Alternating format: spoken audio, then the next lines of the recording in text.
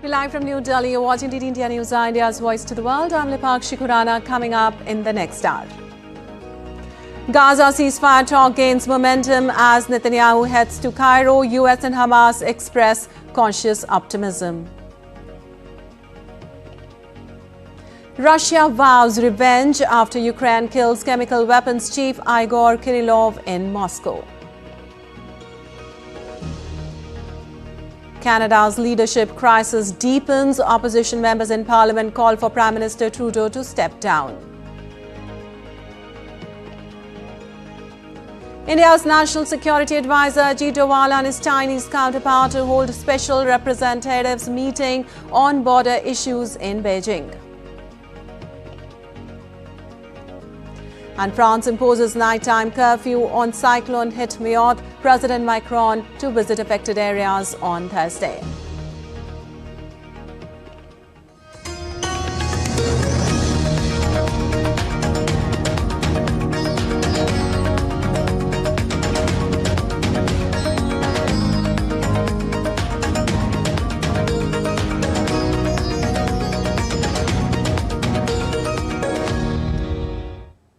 And on to the top story this hour. An agreement to halt the 14-month-old war in Gaza and free hostages held in the Palestinian enclaves could be signed in the coming days, with talks in Cairo making progress. Negotiators have sought three-phase Gaza ceasefire plan. Israeli Prime Minister Benjamin Netanyahu is heading to Cairo, and CIA chief to CIA Director Bill Burns is set to meet Qatari Prime Minister Sheikh Mohammed bin Abdul Rahman Al Thani in Doha on Wednesday, in an effort to bridge the remaining gaps in finalizing the agreement.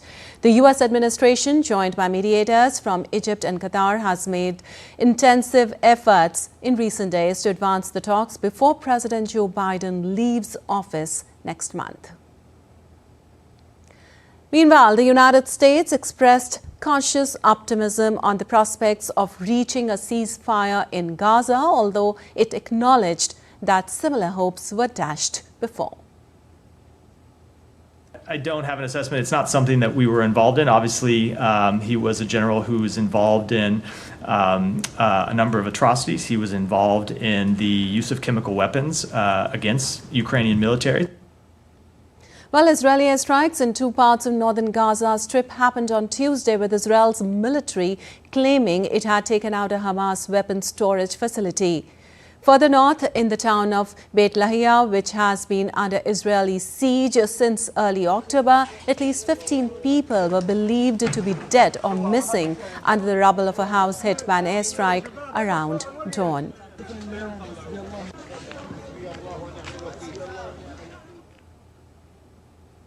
And former Israeli hostages who were released in a ceasefire deal a year ago held a presser in Tel Aviv pleading for a comprehensive deal, while their loved ones who are still held captive in Gaza. Speaking from their experience of spending about 50 days in captivity, the former hostages said they feared for those still in Gaza. 100 hostages, men, women, children, are still being held in the depths of hell. My partner, my friends, and countless innocent lives are wasting away while the world stands silent. This is your chance, the chance to change history. Step in, end this war, bring the hostage home. No words, no promise, only action. Bring them back, all of them, now. While tens of thousands of people sheltering on Gaza's exposed Mediterranean coastline face harsh winter conditions with inadequate shelter, food and fuel as temperatures plunge in the devastated territory. As winter impacts the Deir el-Balaha central Gaza Strip, UNICEF is providing blankets, tents and warm clothes. Facing the harsh winter, children gathered blankets, scraps of wood or tree branches to build fires and keep warm. 11 years old Yusuf said, "We once lived safely and warmly in our homes, but now we live in tents, exposed to the cold and rain." While a displaced mother said it's freezing and rainwater is leaking into the tent from everywhere.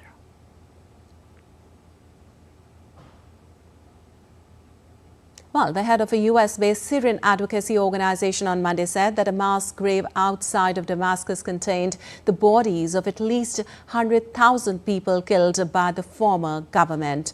An international war crimes prosecutor said on Tuesday that evidence emerging from mass grave sites in Syria has exposed a state-run machinery of death under toppled leader Bashar al-Assad. The prosecutor estimated that more than 100,000 people were tortured and murdered since 2013. Hundreds of thousands of Syrians are estimated to have been killed since 2011, when Assad's crackdown on protest against his rule grew into a full-scale civil war.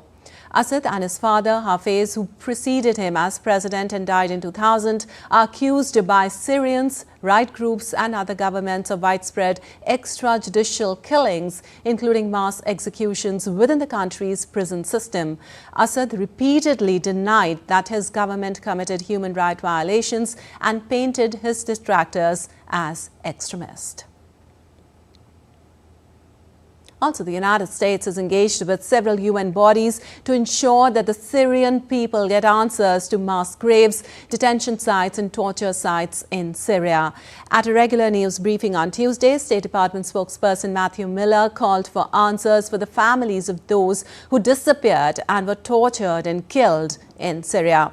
Miller also sought accountability for those behind these actions. Miller said that the administration of President Joe Biden was engaged with the Independent Institution on Missing Persons in Syria, among other UN bodies. Meanwhile, the head of a UN investigative body has written to Syria's new authorities to engage with them and to travel to Syria to secure evidence that could implicate top officials of the former government. The UN body was set up in 2016 to probe and help prosecute the most serious crimes committed in Syria since 2011. It has already collected 283 terabytes of data and is cooperating with national prosecutors, including teams in Belgium, France and the United States on Syria investigations. And Israeli Prime Minister Benjamin Netanyahu held a briefing on Mount Hermon summit on Syrian territory, a strategic location overlooking Damascus. In a statement, Netanyahu said, "We'll stay in this important place until another arrangement is found that ensures Israel's security." Israel pledged on December 15 to double its population on the occupied Golan Heights, while saying threats from Syria remained despite the moderate tone of rebel leaders who ousted President Bashar al-Assad a week ago.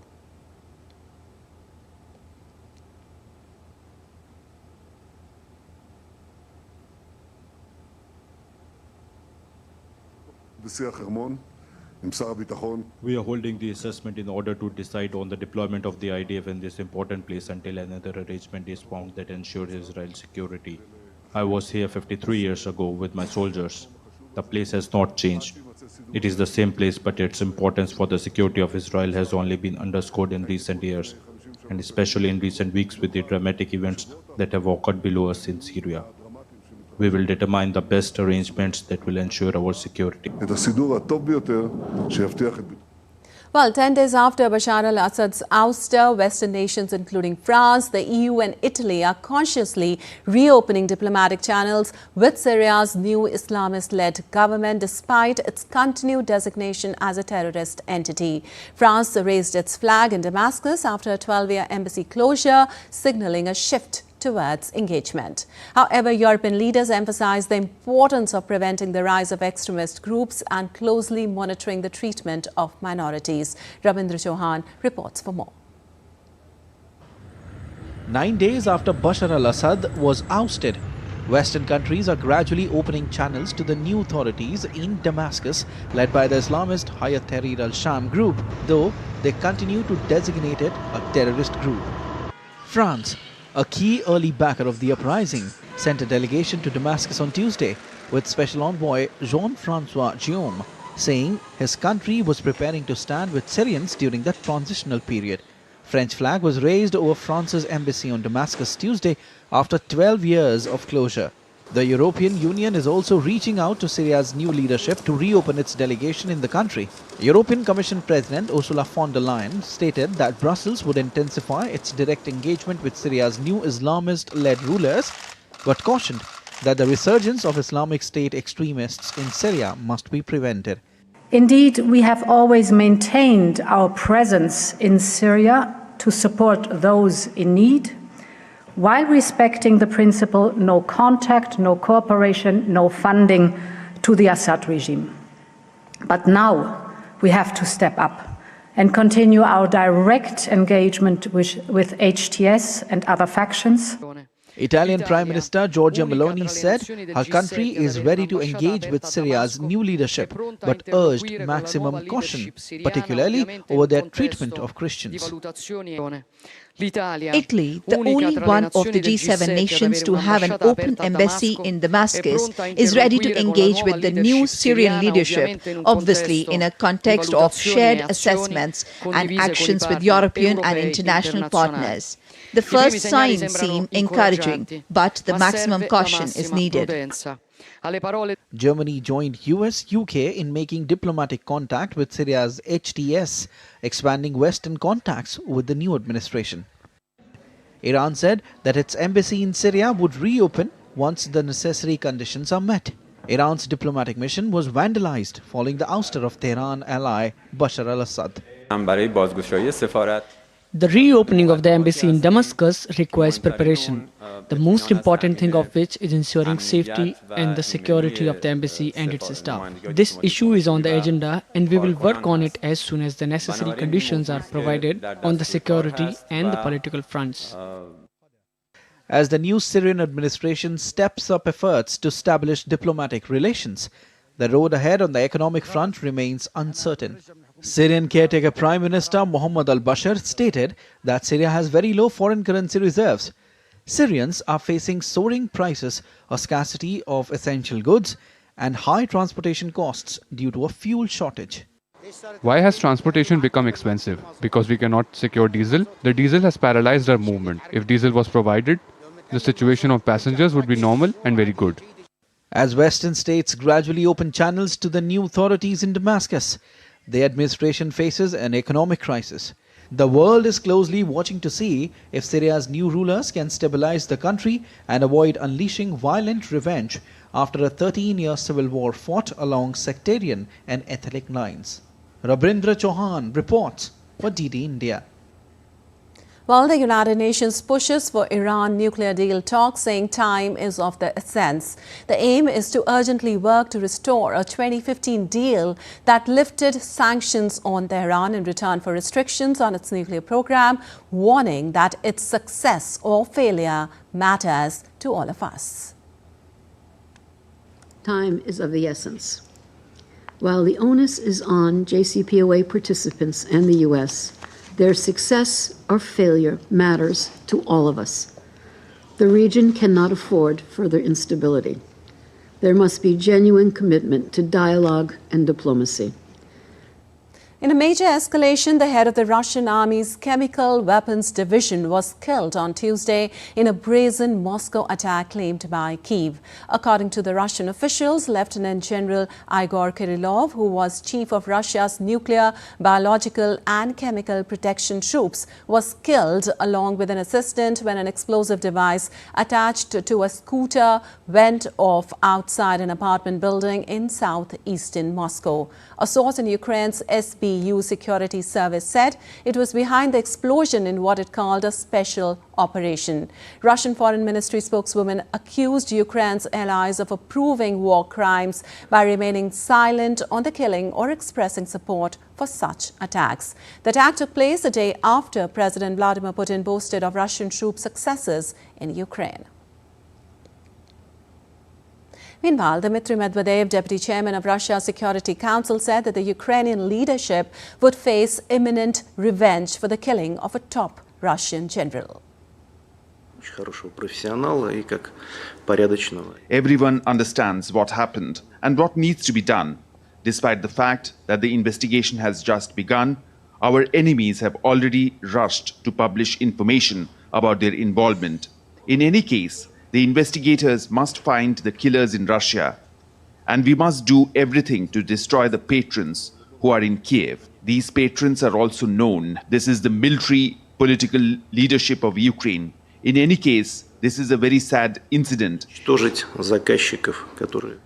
the United States strongly denied having any role in the assassination of a senior Russian general and his aide in Moscow on Tuesday. State Department spokesman Matthew Miller said the United States was not aware of it in advance and was not involved. I don't have an assessment. It's not something that we were involved in. Obviously, he was a general who was involved in a number of atrocities. He was involved in the use of chemical weapons against Ukrainian military. And still to come in DD India News Hour. Wisconsin police search for answers after shooting at a school sent shockwaves across U.S. South Korea seeks to restore credibility after martial law debacle. And Vanuatu hit by second earthquake even as rescuers search for people still trapped after the first 7.4 magnitude earthquake.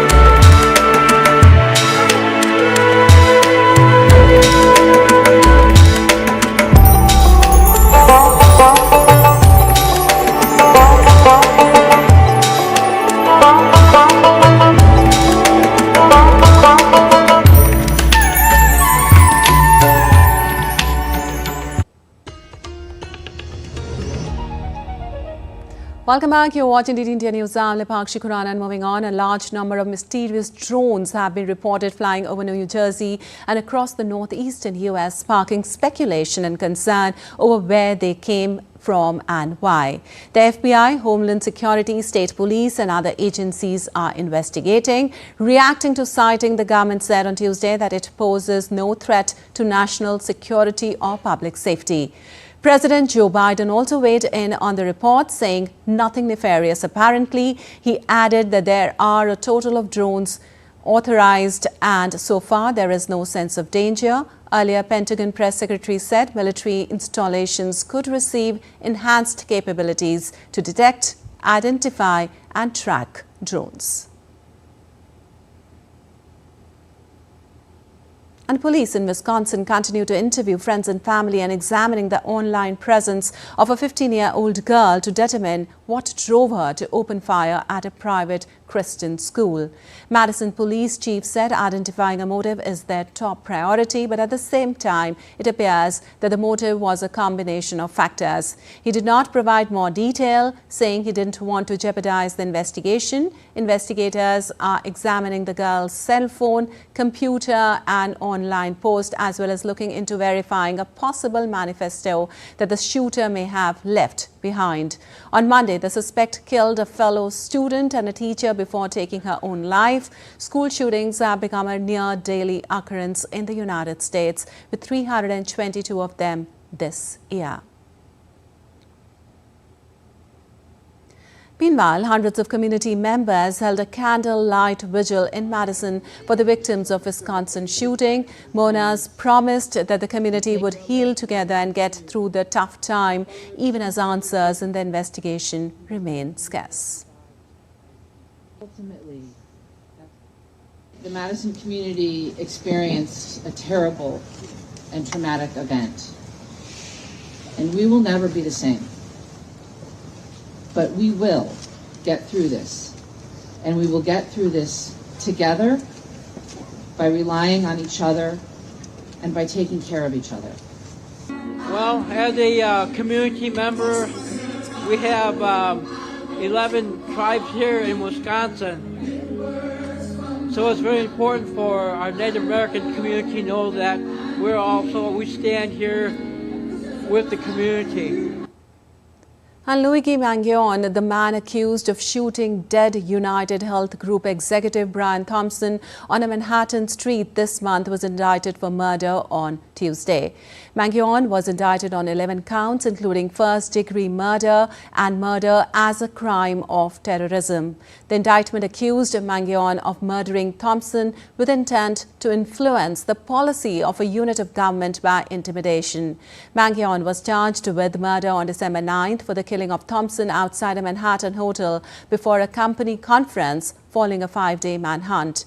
Mangione is currently being held on gun charges in Pennsylvania, where he was arrested last week. Bragg said he had indications that Mangione may waive his right to contest his extradition to New York. A hearing over Mangione's extradition is scheduled for Thursday in Pennsylvania.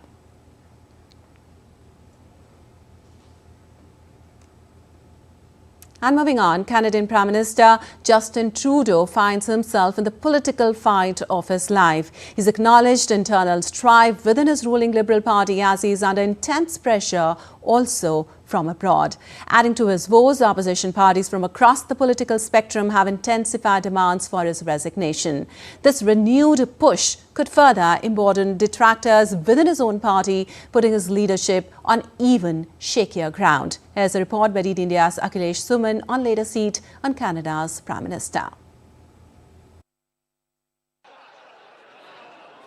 For Canadian Prime Minister Justin Trudeau, Tuesday turned into another tough day as Parliament echoed with sharp accusations from an energized opposition. Lawmakers from across the opposition's political spectrum attacked his administration, blaming him for policy failures and calling for his resignation. What a mess. Yesterday was a gong show at the bottom of a dumpster fire, wrapped up in a cluster. The finance minister resigns, the prime minister hides all day and then has to beg his MPs not to fire him. But the worst news, buried underneath it all, was a devastating gut punch to Canadian taxpayers. A $62 billion deficit smashing through the already insane $40 billion guardrail. Canada is a serious G7 NATO partner staring down the threat of 25% tariffs. We deserve a strong leader with a new mandate. Why not let Canadians decide by calling a carbon tax election? The Prime Minister has lost the confidence of Canadians, lost the confidence of many of his MPs, and yesterday he lost the confidence of his Finance Minister. And no wonder, because after 9 years, this Prime Minister has broken everything. He's broken our borders, broken immigration, broken housing, and broken the budget. So, when will the Prime Minister just stop? Stop breaking things, acknowledge that he doesn't have a mandate to continue to govern, and call a carbon tax election. While Trudeau is working hard to keep his party and the government steady, growing dissent within his party adds to his mounting challenges. Sensing the rising political stakes, newly appointed Finance Minister Dominic LeBlanc came to the government's defense. He assured Parliament that Prime Minister Trudeau is making determined efforts to address Canada's economic and diplomatic challenges. Our government is very proud of the fall economic statement that we made public yesterday. Mr. Speaker, the fall economic statement speaks to growth in the Canadian economy. It speaks to supporting Canadians with serious affordability challenges. It speaks to a declining debt to GDP ratio, the best in the G7. And Mr. Speaker, we haven't finished supporting Canadians, something the Conservatives aren't interested in doing. Defending the government further, House Leader Karen Gold reminded the Parliament that the government has already survived a confidence vote last week. She emphasized that the administration's priority is tackling the economic fallout and managing US-Canada relations amid Trump's aggressive trade policies. Mr. Speaker, this House voted in confidence of this government just last week on multiple occasions. Mr. Speaker, we have important work to do on behalf of Canadians. We have a very important relationship to manage with the United States at a pivotal time, Mr. Speaker, and that is exactly what this government is focused on doing. In response to Trump's aggressive stance on border security and trade, Trudeau announced a $1.3 billion Canadian plan to bolster Canada's border security over the next 6 years to stop illegal immigration into USA. The plan includes deploying drones, surveillance towers, helicopters, and hiring more border agents to enhance US-Canada border security, causing huge bearing on Canada's exchequer. You know, it's hard not to feel happy when we're like this, among Liberals, among family, because that's what we really are, a big family. Now, like most families, sometimes we have fights around the holidays. But of course, like most families, we find our way through it. Insiders say former Finance Minister Chrystia Freeland has resigned after clashing with Trudeau over handling US President-elect Donald Trump's threat of imposing 25% tariffs on Canadian imports. Freeland advocated for tighter fiscal controls, while Trudeau insisted on boosting financial aid for wooing public sentiment, along with strengthening border security. However, questions remain about how both priorities will be funded at a time when Canada's economy is grappling with severe challenges. So can he survive these diplomatic, political and economic storms, or is Canada heading towards a deeper crisis? Are questions everyone is asking. Akhilesh Suman's report for DD India. Well, South Korean government is seeking to restore its global standing and credibility after President Yoon Suk-yeol's botched martial law declaration that resulted in his recent impeachment. Foreign Minister Cho Tae-yul and Finance Minister Choi Sang-mok sought to reassure Seoul's allies and calm market jitters during a Wednesday briefing. The foreign minister also reaffirmed the country's readiness to firmly respond to any provocations by North Korea based on its robust alliance with Washington. He said the government will prepare plans and roadmaps before the incoming U.S. administration takes office, which will help us brace for the possibility of the U.S. negotiations with North Korea. The South Korean government is maintaining a robust security posture based on a strong ROK-US alliance. We will manage Korean Peninsula affairs in a stable manner while remaining as ready as ever to respond firmly in the event of North Korea's provocations. As for the North Korean nuclear issue, we will prepare plans and roadmaps before the incoming US administration takes office, which will help us brace ourselves for the possibility of the US negotiations with North Korea. While moving on, in Mayotte, authorities struggle to stop hunger, disease and lawlessness from spreading in the French overseas territory after the weekend's devastating cyclone. French officials said thousands could be dead in Mayotte, which took the strongest hit from Cyclone Chido. The storm laid waste to large parts of the Indian Ocean archipelago before striking the African mainland. France's new Prime Minister, Francois Bayrou, told lawmakers that the full death toll on Mayotte was not known, but so far more than 20 people had been killed and hundreds injured, according to the authorities. Essential goods, medical and technical staff and police arrived via an air bridge, with many parts of Mayotte still inaccessible and some victims buried before their deaths could be officially counted. It may take days to discover full extent of the destruction.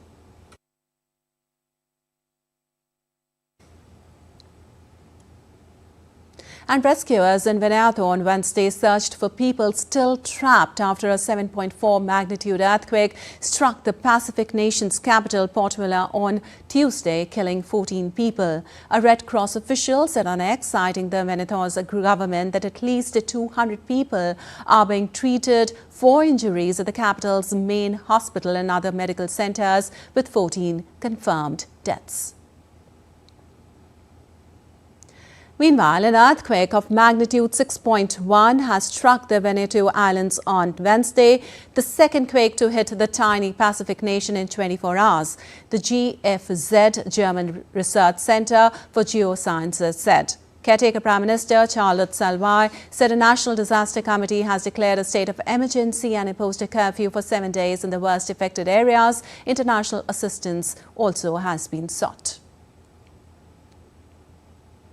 Meanwhile, Australia is sending urgent assistance to the Pacific nation of Vanuatu after a 7.3 earthquake struck near the capital city of Port Vila. Australian Treasurer Jim Chalmers said Australia and Vanuatu share a very deep, enduring partnership, and we are family, and we will be there for them in their time of need. And still to come in DD India News Hour. People in Assam have to regularly deal with the challenges of flood and erosion. We get you a special report from a distant village enumerating the concerns of villagers. The 5-day-long festive extravaganza Bhaktapur Mahotsav concludes, giving the revelers an experience to cherish forever. And Delhiites wake up to a chilly, foggy morning, even as Met Department issues a yellow alert for moderate to dense fog in the morning.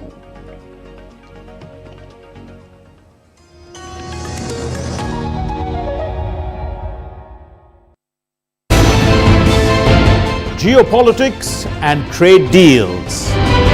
Economic challenges amid development. Hard work and the path to prosperity.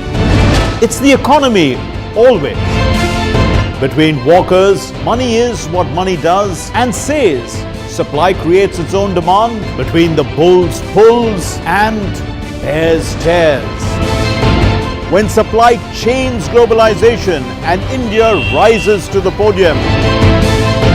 We'll get you centered with the economic brief at 8 p.m. every Thursday on DD India.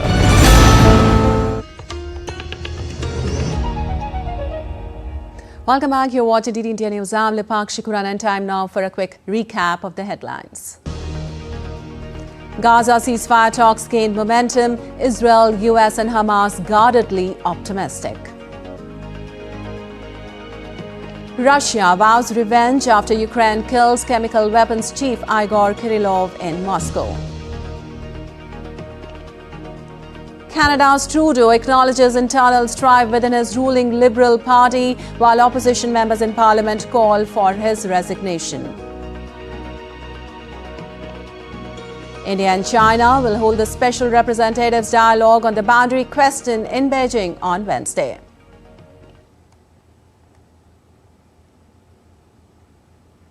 And moving on, India and China will hold the Special Representatives Dialogue on the boundary question in Beijing on Wednesday. India's National Security Advisor and Special Representative on the India-China boundary question, Ajit Doval, will hold the 23rd meeting of the Special Representatives with his Chinese counterpart and Minister of Foreign Affairs of China, Wang Yi, in China. The two Special Representatives will discuss the management of peace and tranquility in the border areas and explore a fair, reasonable and mutually acceptable solution to the boundary question. The last round of Special Representative Dialogue was held in New Delhi in December 2019. And for more on this, we have DD India's Jessica Taneja joining us. Well, Jessica, the meeting is seen as a crucial step in restoring the bilateral relations that have been under strain for several years now. What are the discussions expected to focus on? What's on the agenda?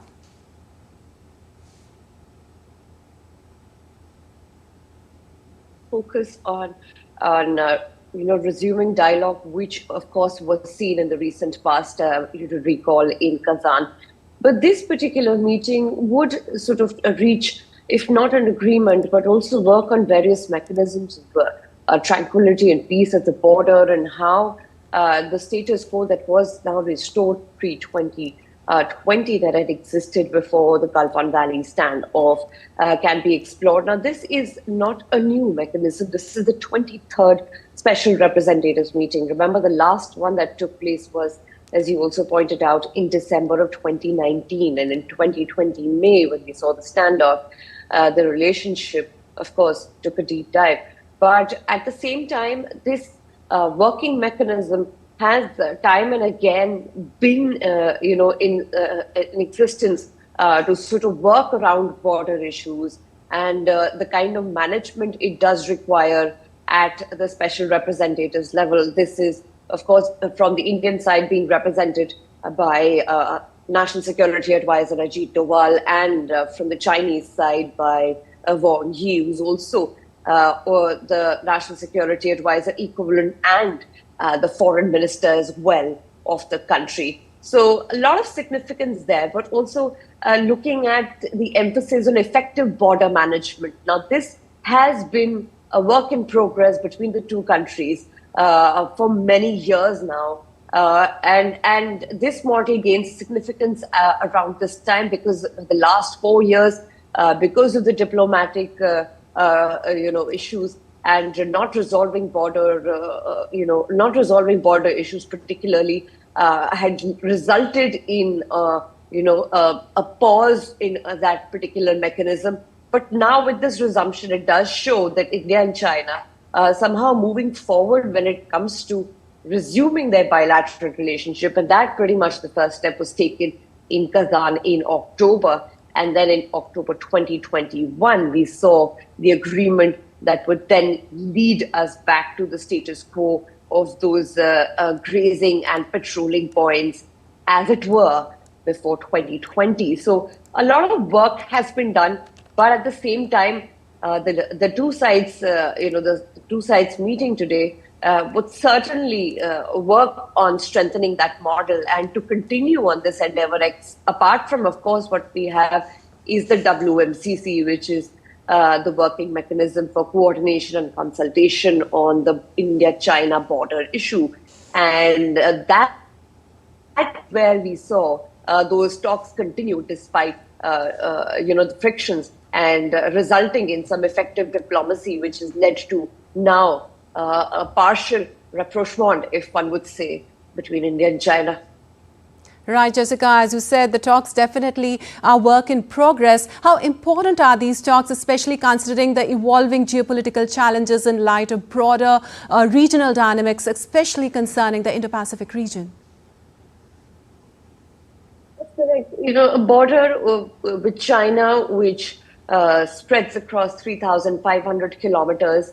And, since China's, when the moment Mao Zedong held the reins of the country in 1948, and then India recognized China much before, the fact of the matter is the border issue has existed for many, many years now, and there have been various working mechanisms. And with the geopolitical complexities, it has not been easy for both sides to rebuild that kind of trust moving forward with the kind of fragmentation you see, especially in the Indo-Pacific region. But, the bilateral relationship, irrespective, and in fact, trade has continued. The momentum, though, may have slowed, and there of course has been a massive trade imbalance and a deficit. But all of those, compared to the kind of economy China is, it is difficult to not engage with a neighbor who's also the second biggest economy in the world. So I think with effective diplomacy and how the border issue would continue to be taking center stage, because remember, India maintains that, there cannot be any kind of relationship that can exist if the border issue is not resolved, if there is no peace and tranquility on the borders. So, of course, one will still tread with caution, but at the same time, it's a neighbor you can't ignore. And given the current geo complexities and with the history that the two countries have shared, and with India's independence and with China becoming the People's Republic of China, I think this has been a mechanism that would continue to sort of yield more results, and perhaps effective diplomacy would once again come to the rescue. Right, absolutely. Thank you so much for all those details, Jessica. And moving on, the government has referred One Nation, One Election bills to Joint Parliamentary Committee. The bills, including the Constitution 129th Amendment Bill 2024 and the Union Territories Law Amendment Bill 2024, were referred to the JPC after Union Law and Justice Minister Arjun Ram Meghwal introduced them in the lower house of Parliament. Lok Sabha Speaker Om Birla has assured the members that JPC will enable members to widely discuss discuss and debate the bills in their entirety. And when the bill comes in the House as well, members will be given more time to debate the bill. Approval to these bills in Parliament would align assembly elections in Delhi, Jammu and Kashmir and Puducherry with the proposed simultaneous elections. And for more on this, we're joined by Anil Thomas. Well, Anil, the government referred One Nation, One Election bills to JPC, where members will be able to discuss. What can be expected?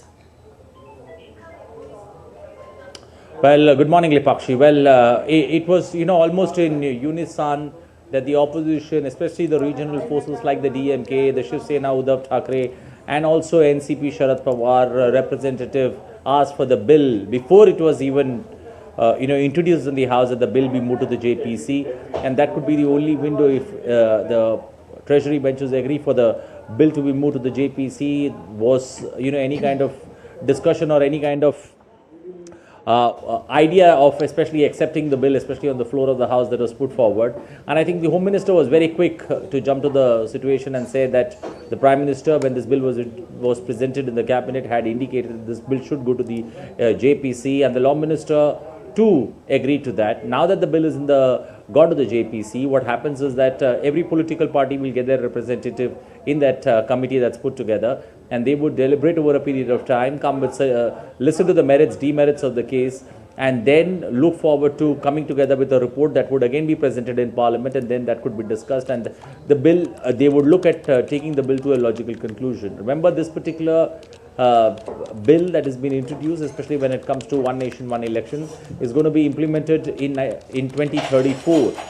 So there is ample lot of time that the government and both the opposition have, especially when it comes to listening to the merits of the bill, and also when the bill is brought back to the Parliament. The Speaker has assured every political party and every political representative that there would be no time bar on the discussions that the House would do, especially when it comes to the bill. So I think all in all, it's a win-win situation for all, and that's why the bill has moved to the JPC. The opposition thinks getting the bill to the JPC is a victory for the government.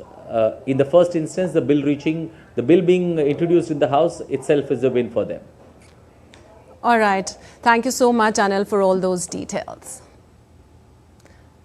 And moving on, Assam, with its vast network of rivers, is prone to natural disasters like flood and erosion. The flood-prone area of the country as a whole stands at about 10.2% of the total area, but flood-prone area of Assam is 39.58% of the state's total area. This year, an embankment in Hatibodha area was breached in Tengaghat, a small town in Dibrugarh, leading to massive bank erosion. A detailed report by our correspondent Subina Roy from the remote village of Dihing Kinar, Nepali Gaon, where the villagers talk about their concerns. Buridihing is one of the largest tributaries of Brahmaputra, which is about 380 kilometers. It originates in the Patkai Hills in eastern Himalayas and flows through Upper Assam. Tengaghat is one of the small towns in Dibrugarh district through which flows Buridihing. The Buridihing meanders across the valleys of Tengaghat and nourishes its soil, which yields good paddy cultivation as well as various types of crops. Vegetables produced in the villages of Tengaghat find good markets in places like Dibrugarh, Duliajan and Tinsukia.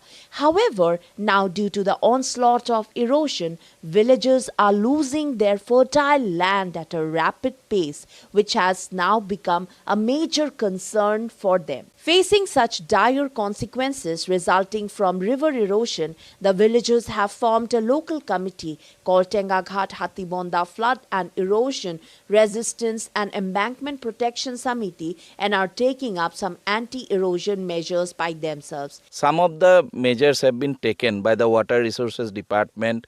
They are in the pipeline, and some projects are being prepared with assistance from like World Bank. And also there is a major proposal to create several embankments across the Buridihing River right from Margherita till Khwang area through funding from Asian Development Bank. These are some of the mega projects which are in the pipeline. But the villagers here of the concern that they have only just 2 months time now, that we are in mid-December now. Only January and February is left. From March onwards it starts raining here. So they want these measures to be implemented in a time-bound manner and at the earliest. Accordingly, villagers have started putting up bamboo porcupines in a bid to arrest the problem of erosion.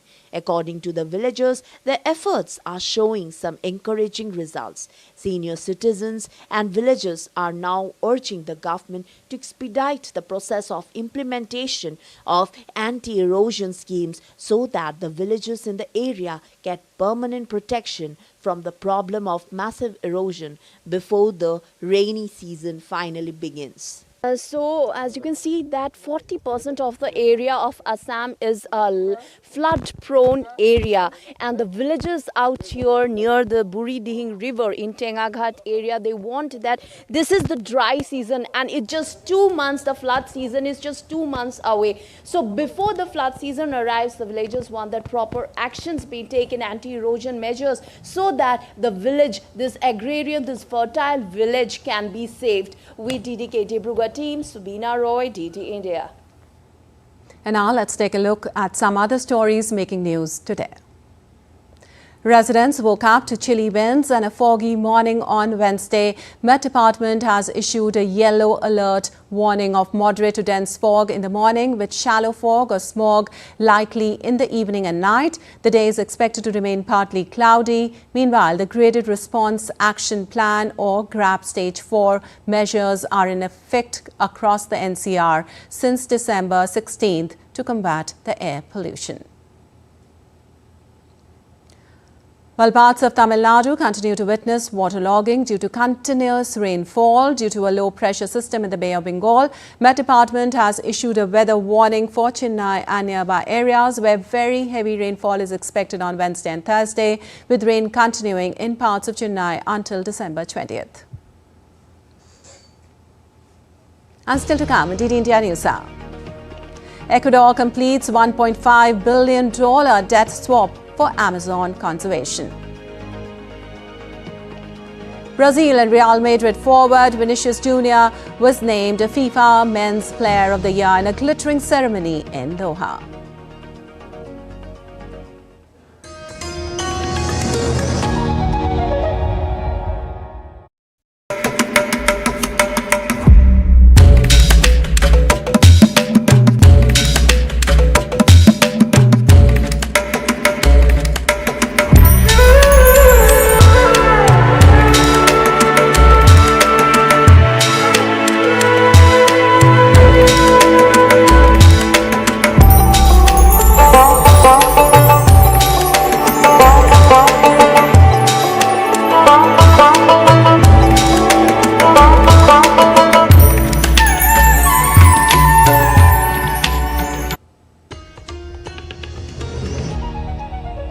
Welcome back. You're watching DD India News. I'm Lipakshi Khurana. Now we bring you what is happening in the world of business and economy around the world. Well, TikTok has requested the United States Supreme Court to temporarily halt the forced sale order issued by the U.S. government against the platform. TikTok is asking the court to do what it has traditionally done in free speech cases, apply the most rigorous scrutiny to speech bans and conclude that it violates the First Amendment, according to TikTok. On April 24th, U.S. President Joe Biden signed a bill demanding that ByteDance, the parent company of TikTok, sell TikTok to a non-Chinese buyer within 270 days or else be banned from use in the U.S. On May 7th, TikTok filed a lawsuit seeking to block this bill, but the U.S. Court of Appeals for the District of Columbia Circuit rejected the appeal on December 6th. And market anxiety dragged Brazil's real currency to a historic low as significant central bank interventions again failed to counter market concerns over government spending. The CEO of FB Capital financial firm said despite the rise in the price of the dollar has been consistent throughout the year, the 30% increase in the currency rate is unprecedented. After hitting a record low of 6.15 per dollar, the real rebounded by 0.8% in volatile trading. The currency has lost 20% of its value, making it one of the worst performing emerging market currencies. This financial crisis occurs amid President Lula's criticism of high borrowing cost and suggestions of possible policy changes. And Ecuador has completed its second Debt for Nature swap, this time unlocking for $60 million to protect and manage the forest and wetlands of its Amazon rainforest. Debt for Nature swaps aim long-term funding for conservation projects by using saving from debt relief to finance environmental projects instead of spending on debt servicing. This deal is expected to generate $23.5 million per year over 17 years, with $19 million annually going directly to the Amazon Biocorridor program and $4.5 million invested via an endowment fund to generate returns. The Debt for Nature swap reduces Ecuador's debt by $527 million and provide $800 million in net fiscal savings by 2035 through changes in repayment cost and debt repurchases. Ecuador opened its offer to investors to buy back existing bonds on the 3rd of December. Well, you're watching DD India News. Time now for some sports news. Brazil and Real Madrid forward Vinicius Jr. was named FIFA Men's Player of the Year in Doha. The Brazilian won the award ahead of sessions to help Real Madrid clinch the La Liga and Champions League trophies. While Spain and Barcelona midfielder Etiana Bonmati bagged the Women's Award for the second year in a row. And in cricket, Australia have set a target of 275 runs for India to win the third test in Brisbane on Wednesday. The hosts declared their second innings on 89 runs for the loss of 7 wickets on the fifth and final day after they lost quick wickets due to their attacking approach. Jasprit Bumrah took 3 wickets, while Mohammad Siraj and Akashdeep grabbed 2 scalps each. India have 54 runs to bat to either win or draw the match. Early in the day, India were all out for 260 runs in their first innings, conceding a lead of 185 runs. With rain and bad weather causing disruptions throughout the test, the draw seems to be the most likely. And the West Indies women cricket team defeated India in the second T20 match by 9 wickets in Navi Mumbai to break the host 9-match winning streak. Put into bat, India posted 159 runs for the loss of 9 wickets in the stipulated 20 overs. Smriti Mandhana top scored with 62. In reply, the West Indies dominated the Indian bowling and chased down the target in 15.4 overs, with Hayley Matthews scoring 85 runs off 47 balls. The 3-match series is levelled at 1-1. The decider will be played on December 19th. And left-arm spinner Mitchell Santa has been named as New Zealand captain in one-day internationals and 2020 cricket on Wednesday. The 32-year-old, who has played 243 internationals, will take charge of the team for the first time in a T20 series against Sri Lanka starting in late December. Ken Williamson stepped down from the white ball captaincy after the T20 World Cup in the United States and Caribbean earlier this year. Santa said it was an exciting time to lead the short format teams.